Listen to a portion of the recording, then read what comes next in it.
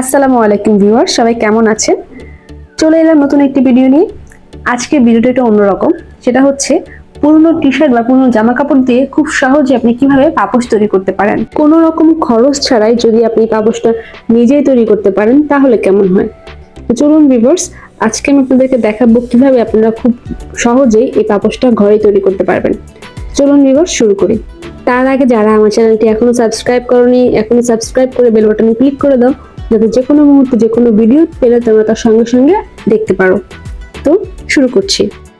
পাপোশ তৈরি করতে হলে প্রথমে আমাদের যেটা দরকার হবে সেটা হচ্ছে পুরনো বা অব্যবহৃত টি শার্টগুলো। আমি এখানে 7টা টি শার্ট নিয়েছি। সবগুলো টি শার্টকে আমি হাত দিয়ে টেনে ছিঁড়েছি।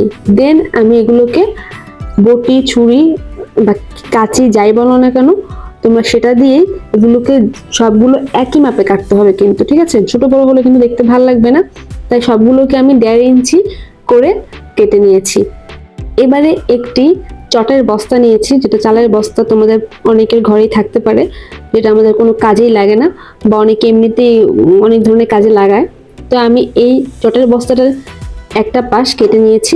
কেটে যেই টি শার্টের টুকরোগুলো আমি কেটেছি সেই টি শার্টের টুকরোগুলো আমি দেখতেই পাচ্ছ কিভাবে সবগুলোকে একসাথে লাইন করে তারপরে হাত দিয়ে সেলাই করে তোমাদেরকে দেখাচ্ছি।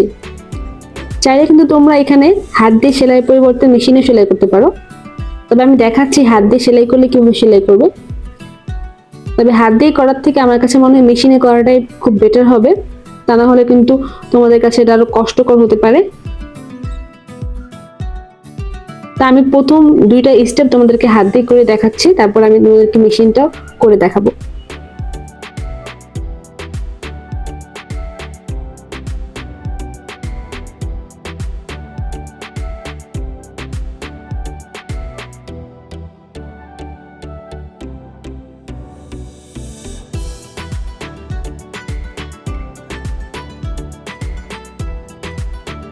দেখতে পাচ্ছ আমি কিভাবে সেলাই করছি।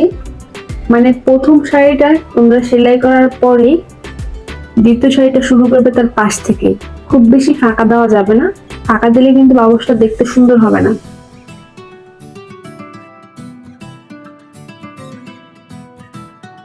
ঠিক এইভাবে পরপর করে পাপোশটা সেলাই করতে হবে।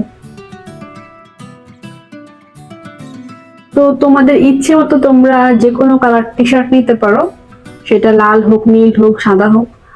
তবে আমার কাছে মনে হয় পাপোশটা একটু হালকা কালার হলে ভালো লাগে, কিন্তু দ্রুত ময়লা হয়ে যাওয়ার কারণে হয়তো তোমরা চাইলে যে কোনো কালার ইউজ করতে পারো। আমি এখানে আমার ইচ্ছে মতো জাস্ট শেড, মানে একটা শেড তৈরি করার চেষ্টা করছিলাম, যে হালকা কালার থেকে একটু ডিপ কালার এই টাইপের আর কি।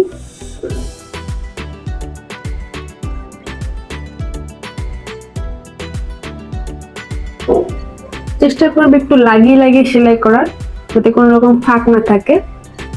তা না হলে কিন্তু খুব অল্প দিনে পাপোশটা ইউজ করার পরে দেখবে যে টি শার্ট গুলো কিন্তু পাপোশের সাথে লেগে গেছে, এগুলো আর দাঁড়িয়ে থাকবে না। যদি দাঁড়িয়ে না থাকে তাহলে দেখতে সুন্দর লাগবে না। তো আসলে তোমরা ভিডিওতে দেখে বুঝতে পারছো আমি এটা কিভাবে সেলাই করছি। আমার বলার মতো আর কিছুই নেই, আসলে তোমাদেরকে দেখে বুঝে নিতে হবে। তো তোমরা ভিডিওটা এনজয় করো।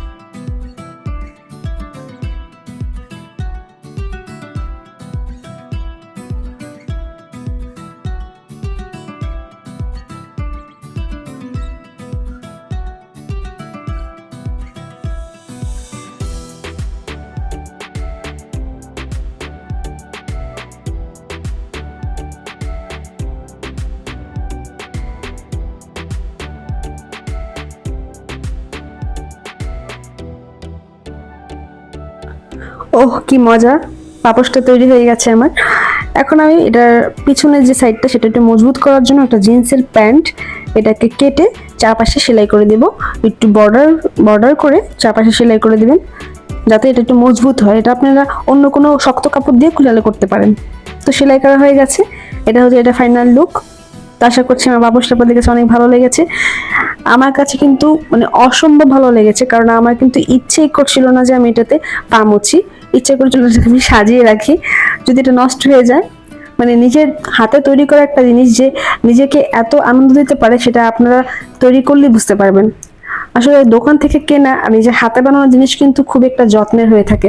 আশা করছি আমার আজকের এই ভিডিওটা আপনাদের কাছে ভালো লেগেছে। যদি একটু হলে ভালো লেগে থাকে তাহলে প্লিজ প্লিজ আমার চ্যানেলটা সাবস্ক্রাইব করবেন, আর প্লিজ লাইক করতে কিন্তু ভুলবেন না, তাহলে আমি বুঝতে পারবো যে আপনাদের কাছে এটা কতটা ভালো লেগেছে। তো নেক্সট এরকম ভিডিও নিয়ে আমি আরো হাজির হব ইনশাল্লাহ। আজকে এই পর্যন্তই, ভালো থাকবেন, আল্লাহ হাফেজ।